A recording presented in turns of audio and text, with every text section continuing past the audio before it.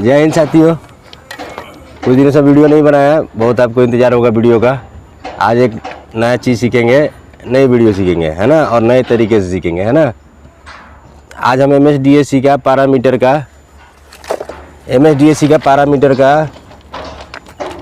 DP का voltage adjust करना सीखेंगे। ये एक आपका टेस्ट पैड है, उसके द्वारा और बिना टेस्ट पैड के द्वारा, है ना, बिना टेस्ट पैड के द्वारा भी सीखेंगे, है ना। तो अभी हम सबसे पहले ये कार्ड लगाएंगे, इसको इस तरह लगाएंगे।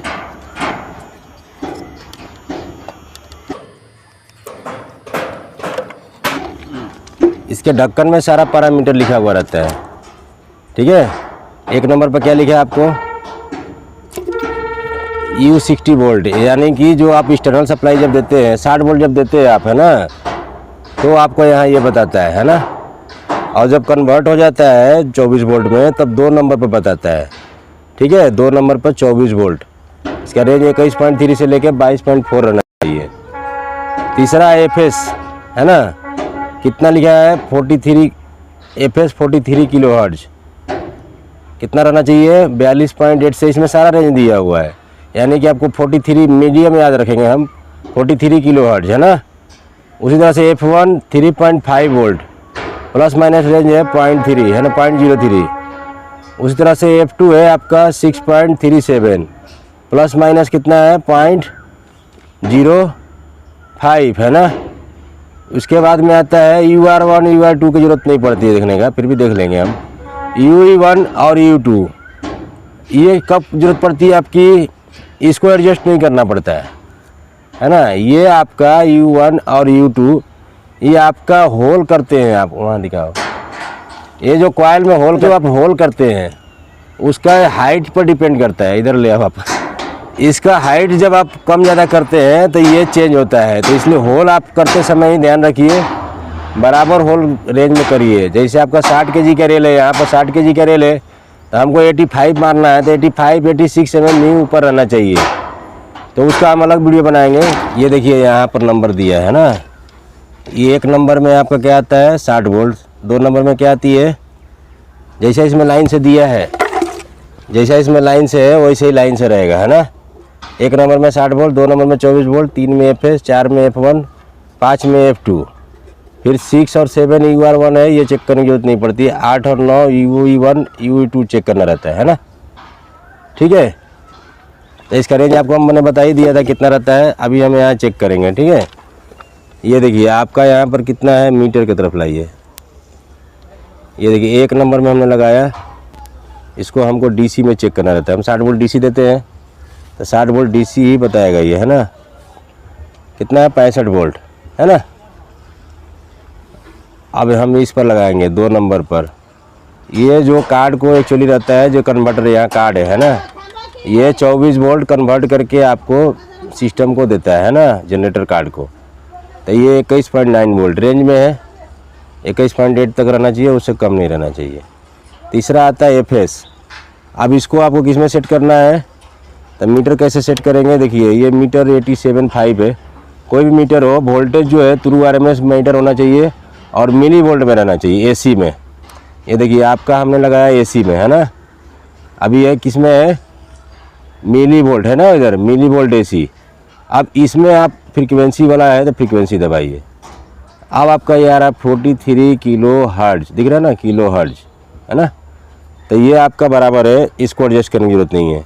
इसको एडजस्ट करना है तो आपको इसको यहाँ से एडजस्ट करना पड़ता है, ये यहाँ पर, है ना, दिख रहा है क्या वाइट, ये उल्टा रहता है, घटाएंगे तो बढ़ेगा, नीचे करेंगे ऐसा तो बढ़ जाएगा, है ना।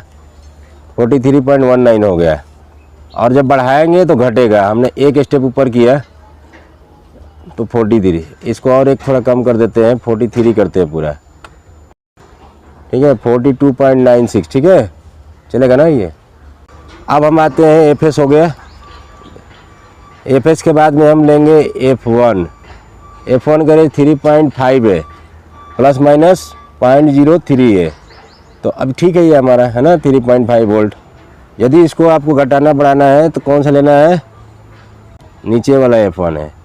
तो नीचे वाला F1 है तो इसको आप थोड़ा सा कम करिए, घट जाएगा, 3.5 वोल्ट, है ना। 3.5 वोल्ट ही रखने का, मीडियम रखने का। यदि दूर है तो इसको थोड़ा अपर लेवल पर रखिए, 3.52 तक भी रखिए, है ना। लेकिन नज़दीक है यहाँ पर स्टेशन देखिए नज़दीक है, इसलिए इसको ज़्यादा वोल्टेज रखने की ज़रूरत नहीं है, जितना है रेंज उतना ही पर रखिए, ठीक है। अब इसके बाद हम लिखेंगे AF2 6.4 है, 37 मीडियम है, रेंज क्या 42 तक है, तो ये थोड़ा ज़्यादा है, तो इसका एडजस्टमेंट कहाँ है, ऊपर में है, तो हम इसको थोड़ा कम करेंगे, है ना। ये क्लॉकवाइज बढ़ता है, एंटी क्लॉकवाइज घटता है, जैसे बाकी चीज़ों में रहता है ना, जैसे नट टाइट करते हैं तो क्लॉकवाइज, लूज करते हैं तो एंटी क्लॉकवाइज। तो हम इसको उतना ही रख देंगे, 3.40 तक रख देंगे। याद रखने के लिए आपको ज़्यादा लफड़ा वाला नहीं याद रखिए, 6.4 याद रखिए बस। अब UR1 UR2 की ज़रूरत नहीं है, 2 छोड़ दीजिए, इधर दिखाई दे दीजिए, फिर ये 2 छोड़ दीजिए, है ना। छोड़ने के बाद में आपका यहाँ लीजिए UE1, ये आपका क्या है भैया, अब इसको हमको फ्रीक्वेंसी से हटा के किस में करना है, वोल्टेज में, है ना। गाड़ी आ रही है, हाँ 1 मिनट। तो ये देखिए AC मिली वोल्ट, AC में कितना है 89 मिली वोल्ट, ठीक है। और जो UE2 है, U2 ये हो गया, टूट गया यार पैड, ये पीछे लो, हाँ ये पैड टूट गई है, तो हमने साइड में इसका जो ये है वहाँ लेते हैं ना, 90 वोल्ट, है ना।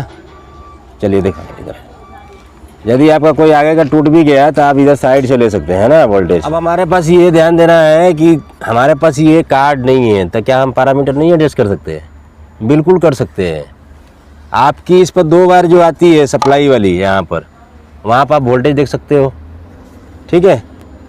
इसके अलावा इधर आपका पीछे टर्मिनेशन दिया हुआ है, यहाँ पर सभी पैरामीटर एडजस्ट कर सकते हैं। पैरामीटर एडजस्ट करने वाले क्या क्या चीज़ें हैं, एक F1 है, F2 है, FS है, U1 और U2 चेक करने के लिए, उसमें एडजस्टमेंट कुछ नहीं। एडजस्टमेंट में 3 ही चीज़ें, कौन कौन सा है, F1, F2 और FS। F1 एक कॉइल की फ्रीक्वेंसी है, F2 दूसरे RX कॉइल की फ्रीक्वेंसी है, और FS जो है कैरियर फ्रीक्वेंसी है, ठीक है। ये तीनों फ्रीक्वेंसियाँ हैं जो आपको एडजस्ट करने पड़ते हैं, बाकी कुछ भी एडजस्ट करना ही नहीं रहता है, चेक कर सकते हैं ओनली, है ना। U1 U2 चेक करके आपको कम है, होल नहीं मार पा रहे हैं, तो कॉइल कितना ऊपर उठाना है वो उससे पता कर सकते हैं। तब हम सीखेंगे कि इसके बिना भी हम कैसे इसको एडजस्ट कर सकते हैं, है ना। तो हमको F1 एडजस्ट करना है, तो सबसे पहले हम क्या करेंगे, मीटर को फिर वही रखेंगे, मिली वोल्ट में रखेंगे, फिर हर्ट्ज दबाएंगे, ये हर्ट्ज आ गया, है ना। तो इसका काउंटिंग है, पहले हम क्या गिनेंगे, ये देखिए यहाँ पर दिख रहा है ना आपको, 16 3 से है, 16 अंदर में दिख रहा है, 16 बाहर में है। 2 से गिनते हैं, B2 Z2, B4 Z4, B6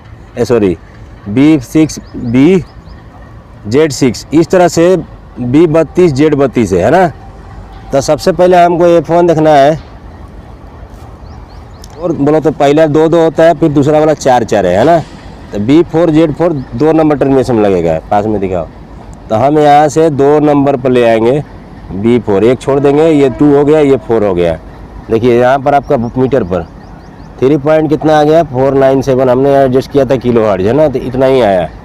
अब आया F2, तो F2 के लिए क्या आपका B4 और Z22, 1 2 3 4 5 6 7 8 9 10 11 की नहीं आएगा, 11 दूनी 22 हो जाएगा। तो ये आ गया 6.39। इसको आप यहाँ भी ले सकते हैं, Z4 और Z22, है ना, 6.39। तो याद रखिए Z4 Z22 क्या है, F2। FS जो है लास्ट वाला एकदम है, 16 दूनी 32, तो ये लास्ट वाला है। ये कितना आता है, B32 Z32, ये मिली वोल्ट में रहना चाहिए, मिली वोल्ट दिखाएगा यहाँ, मिली वोल्ट है ना, हाँ आया। देखिए इधर B32 Z32 किसमें बताता है, मिली वोल्ट में, है ना। मैनुअल इसका है, दिखाओ उधर 42.96। इसमें आप देखिए आपका सेटिंग क्या है, नीचे लिख रहा है मिली वोल्ट, दिखाओ नीरज, यहाँ दिखा रहा है मिली वोल्ट, यहाँ दिख नहीं रहा, मैं बाद में आपको दिखाता हूँ मीटर, मिली वोल्ट है ना, ये मिली वोल्ट रहना चाहिए। मैनुअल क्या बता रहा है, 6.600 मिली वोल्ट है ना, तो 600 मिली वोल्ट रखिए, कोई 0.0 मत रखिए, ठीक है। तो ये हो गया। तो आपको इसका रेंज सिलेक्ट करना पड़ता है 43 किलोहर्ट्ज़ के लिए। और जो F1 F2 है उसके लिए मिली वोल्ट में रखने का, मिली वोल्ट में तीनों ही रहेंगे, है ना, तीनों ही बताएंगे, है ना। अच्छा, अब हमारी बात आती है U1 और U2 की, तो पकड़ो भाई। तो U1 U2 के लिए क्या है, B2 Z2 Z4 है ना, और उसके नीचे Z6।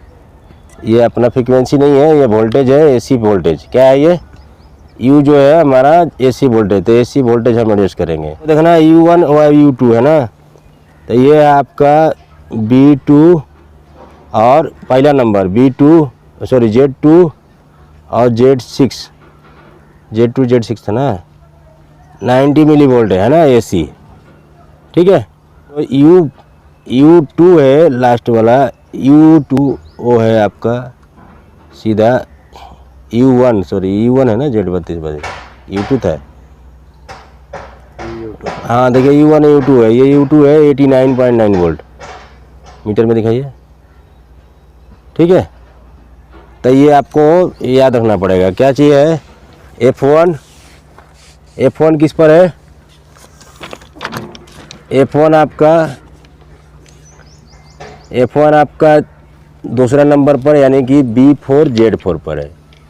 F2 जो है आपका किस पर है, Z4 और Z22, B4 Z22 या Z4 Z22 है ना। और FS जो है लास्ट वाला है, सबसे लास्ट वाला Z32 और B32, ठीक है। ये तीन फ्रीक्वेंसी आपको एडजस्ट करना रहता है।